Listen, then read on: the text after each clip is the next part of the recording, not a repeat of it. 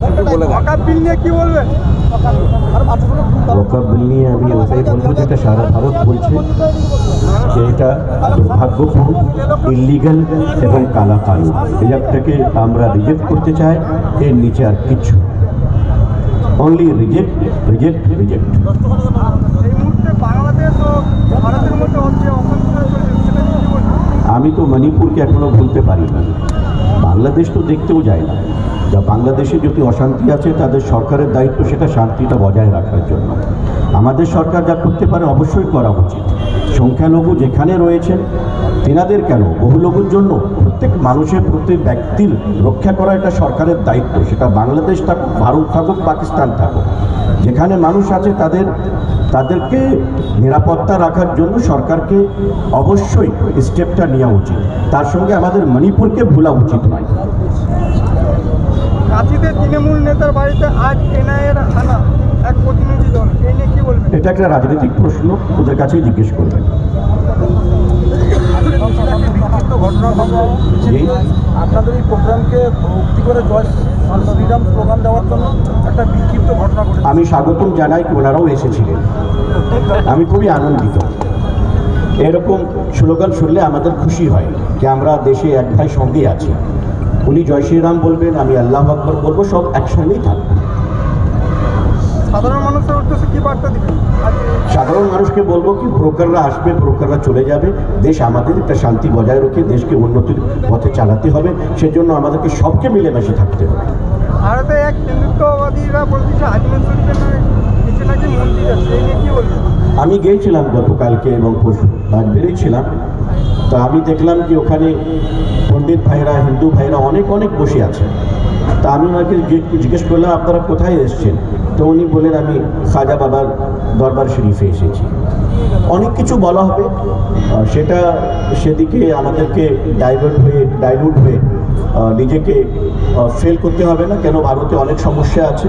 13 লক্ষ মহিলা মেয়েরা তিনারা কোথায় চলে গেছেন সেটা কোনো খোঁজ পাওয়া যাচ্ছে না। আমাদের ভারতের কোটি কোটি টাকা আজকে ব্যাংক থেকে লোন নিয়ে মানুষ সব হারিয়ে গিয়েছে, তাদেরকে না খুঁজে এটা খোঁজার জন্য লাগানো হচ্ছে মানুষদেরকে। দীঘাতে জগন্নাথ মন্দির নির্মাণ হলো, এই নিয়ে কি বলবেন? না না, এটা তো ভারত তো ধর্মীয় স্থলের একটা সুন্দর বাগান, তাতে কিছু বলা হয় না।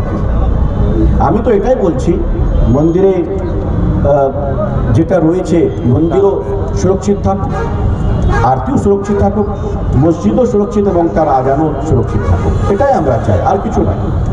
হুমায়ুন কবির বলেছেন মুর্শিদাবাদে বাবরি মসজিদ করবেন, কি বলবেন? আমি এটা ভালো করে শুনতে পাইনি, কীভাবে উনি বলেছেন এটা আমার জানা নেই। দীঘাতে জগন্নাথ মন্দির তৈরির পাশাপাশি ওখানে একটি মন্দির তৈরির পরিকল্পনা ছিল, যেটা এখন নিষ্ফল চলে, তার কোনো পরিকল্পনা এখন বাকি আছে? আমি এটা শুনেছি, যেখানে মুসলমান থাকবেন সেখানে নামাজ পড়বেন। আমি এমনও জায়গায় গিয়েছি যেখানে মসজিদ নেই, আমার হিন্দু ভাই আমাকে চাদর বিছিয়ে দিয়েছেন।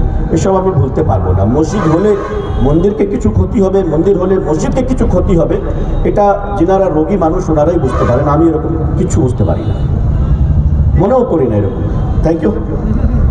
বলছিলাম ওয়াকফ বিল নিয়ে কি বলবেন? ওয়াকফ বিল নিয়ে মুসলিম পার্সোনাল ল বোর্ড এবং অন্যান্য মুসলিম সংগঠন এবং হিন্দু মুসলমান সকল মিলে এই কালা কানুনের বিরুদ্ধে আমাদের লড়াই করে এই আইনটা যাতে না পাস হয় তার জন্য আমাদেরকে ময়দানে থাকতে হবে।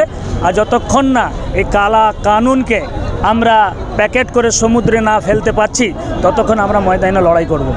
বলছি তৃণমূলের সংসদ কল্যাণ ব্যানার্জি রানী রাসমণিকে বলেছেন মুসলমানরা যেখানে নামাজ পড়বে সেইটাই নাকি ওয়াকফ বিল, এই নিয়ে কি বলবেন? না, এটা এরকম কোনো বিষয় নয়।